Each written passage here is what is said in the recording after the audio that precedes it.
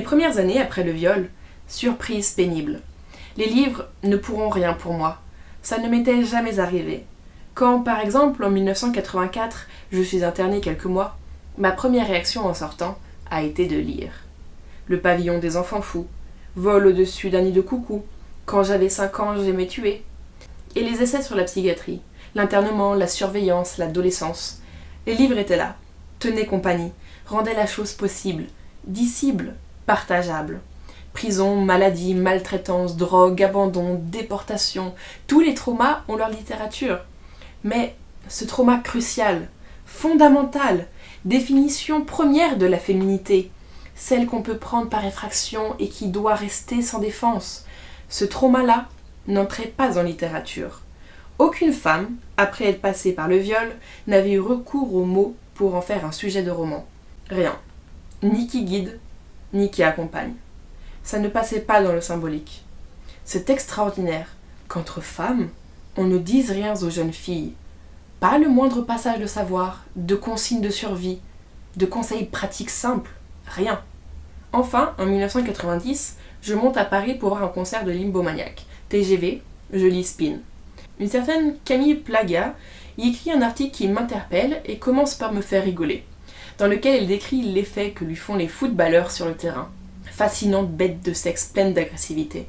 Elle commençait son papier par toute cette rage guerrière, à quel point ça lui plaisait, cet étalage de sueur et de cuisses musclées en action, ce qui, de fil en aiguille, l'amenait au sujet du viol. J'ai oublié les termes exacts, mais en substance, c'est un risque inévitable. C'est un risque que les femmes doivent prendre en compte et accepter de courir si elles veulent sortir de chez elles et circuler librement. Si ça t'arrive, remets-toi debout, dust yourself et passe à autre chose. Et si ça te fait trop peur, il faut rester chez maman et t'occuper de ta manucure. Ça m'a révoltée sur le coup. Haut le cœur de défense. Dans les minutes qui ont suivi, de ce grand calme intérieur. Sonné. Gare de Lyon. Il faisait déjà nuit. J'appelais Caroline, toujours la même copine, avant de filer vers le nord trouver la salle rue Ordonnée. Je l'appelais surexcitée, pour lui parler de cette italienne américaine, qu'il fallait qu'elle lise ça et qu'elle me dise ce qu'elle en pensait. Ça a sonné Caroline, pareil que moi. Depuis, plus rien n'a jamais été cloisonné, verrouillé comme avant. Penser pour la première fois le viol de façon nouvelle. Le sujet, jusqu'alors, était resté tabou, tellement miné qu'on ne se permettait pas d'en dire autre chose que « quelle horreur » et oh, « pauvre fille ».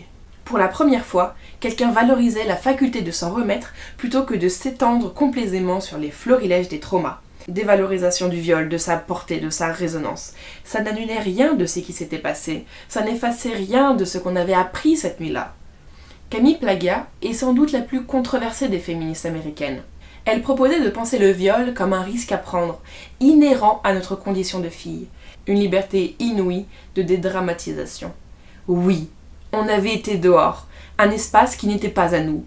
Oui, on avait vécu au lieu de mourir. Oui, on était en mini-jupe, seul, sans mec avec nous, la nuit. Oui, on avait été connes et faibles et incapables de leur péter la gueule. Faibles comme les filles apprennent à l'être quand on les agresse. Oui, ça nous est arrivé, mais pour la première fois, on comprenait ce qu'on avait fait. On était sortis dans la rue parce que, chez papa-maman, il ne se passait pas grand-chose. On avait pris le risque, on avait payé le prix, et plutôt que d'avoir honte d'être vivante, on pouvait décider de se relever et de s'en remettre le mieux possible. Plaga nous permettait de nous imaginer en guerrières, non plus responsables personnellement de ce qu'elles avaient bien cherché, mais victimes ordinaires de ce qu'il faut s'attendre à endurer si on est une femme et qu'on veut s'aventurer à l'extérieur. Elle était aussi la première à sortir le viol du cauchemar absolu, du non-dit, de ce qui ne doit surtout jamais arriver. Elle en faisait une circonstance politique, quelque chose qu'on devait apprendre à encaisser. Plaga changeait tout, il ne s'agissait plus de nier, ni de succomber, il s'agissait de faire avec. Été 2005, Philadelphie, je suis face à Camille Plaga. On fait une interview pour un documentaire.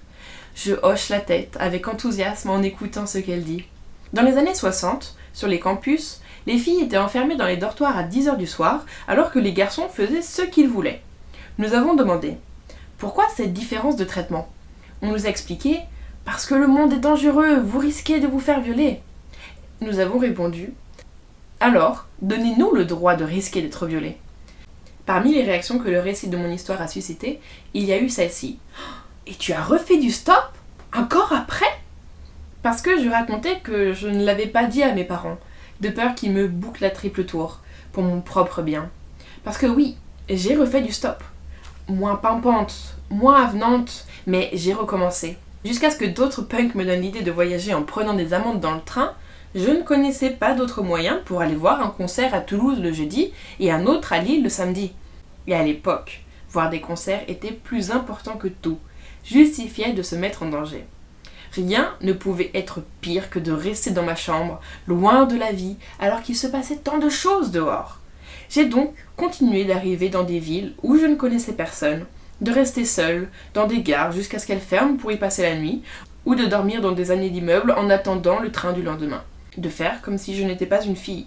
Et si je n'ai plus jamais été violée, j'ai risqué de l'être 100 fois ensuite. Juste en étant beaucoup à l'extérieur.